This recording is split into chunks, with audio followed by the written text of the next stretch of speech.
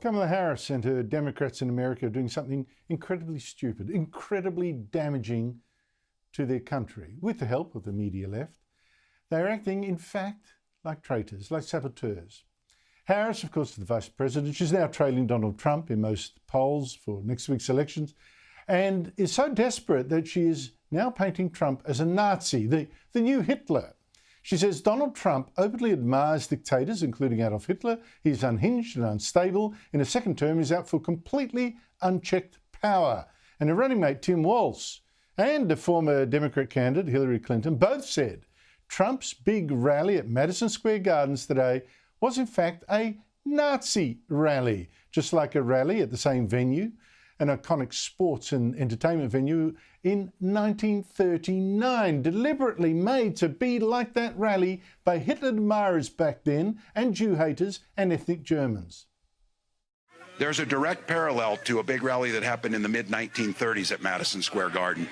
And don't think that he doesn't know for 1 second exactly what they're doing there. Trump actually reenacting the Madison Square Garden rally in 1939.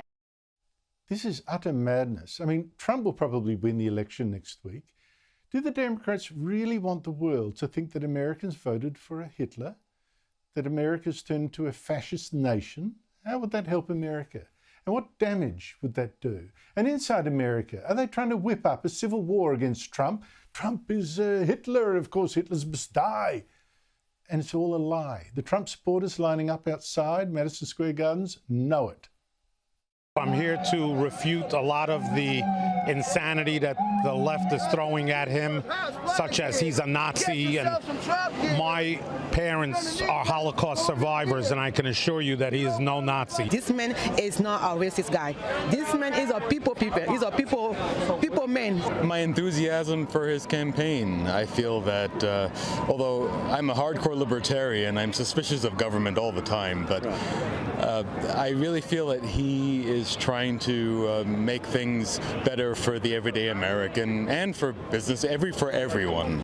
Some Nazi rally with Jews and Latinos and blacks all supporting Trump. What kind of Nazi rally would have Jews celebrating outside and speakers inside pledging total support for Israel, unlike some Democrats? I'm on the side of Israel. You're on the side of Israel. Donald Trump's on the side of Israel. Now, it is true that the very first of the 30 speakers at Trump's rally today was an idiot, so-called insult comedian who did tell racist jokes.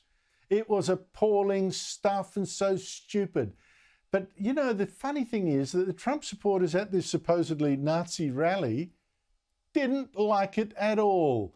He bombed, and he knew it. There's literally a floating island of garbage in the middle of the ocean right now. Yeah. I think it's called Puerto Rico. Okay, all right, okay, we're getting there. Yeah, it's just when Trump is trying hard to win the Latino vote, that becomes that idiot. But remember, the Democrats are saying, well, see, a racist joke at a Nazi Trump rally fits, but one clown at a Democrat rally for Harris and Walz also told a racist joke against Mexicans, treating them all like thieves. Donald Trump said he was going to build a wall, and George Lopez said, you better build it in one day, because if you leave that material out there overnight.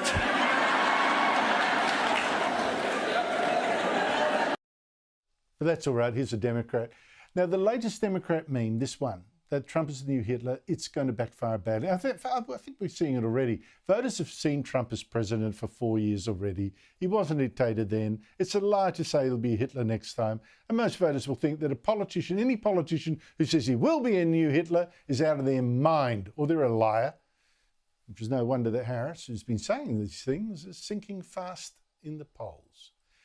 Joining me again to talk things political is Lord Jeffrey Archer, former British politician, former deputy chairman of Britain's Conservative Party, and now author of 44 books, including the latest, the thriller called Eye for an Eye, out now. Jeffrey Archer, what a pleasure to see you again. We said we'd have a talk about the election close to the day, that is now. Explain this hysteria over Donald Trump. Well, I'm fascinated to hear what you had to say, Andrew, because my own view is quite simply that this goes back to Biden.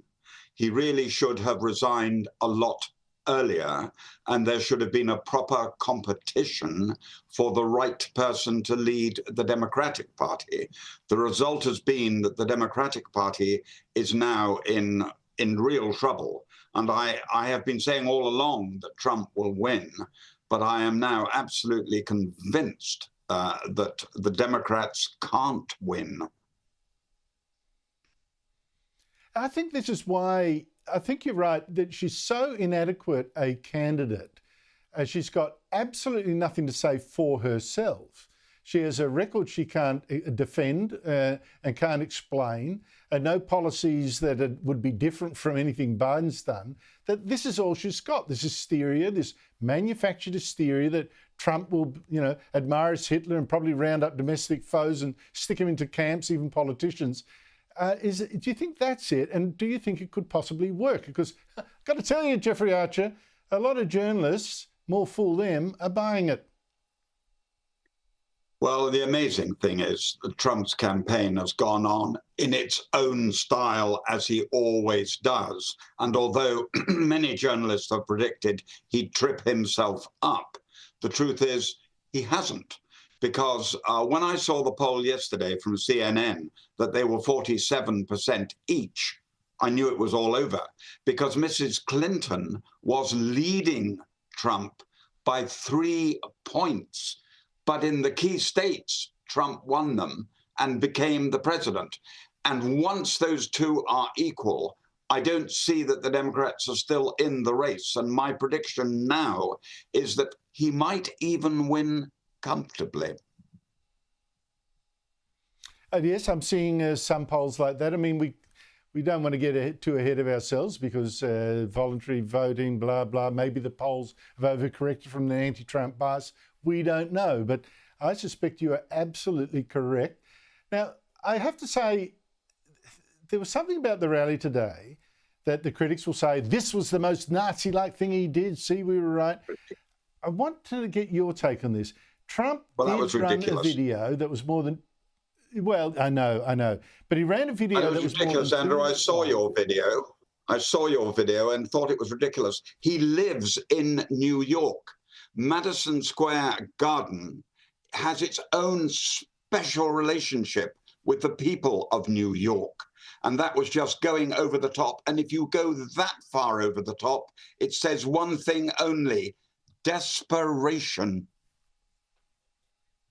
Yes, and I do. And I think that's exactly what voters will then react negatively to. You can't look desperate because then people shy away from you. They don't rally to you, they go away from you. Now, but what he did do in that rally was run a 2-minute video of the criminals that Joe Biden and Kamala Harris had let in over the last 4 years, with 10 million other illegal immigrants. Here is some of that video being played in front of the audience at Madison Square Gardens.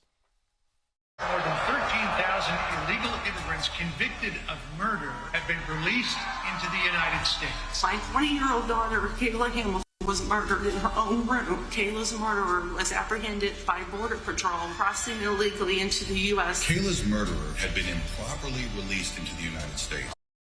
Jeffrey Archer, is it in fact evil for politicians to point out some of the consequences of not keeping a strong border, not keeping out illegal immigrants? Because there's going to be a lot of people saying, oh, Donald Trump, you're just stirring up fear, demonizing foreigners, exactly Nazi-like.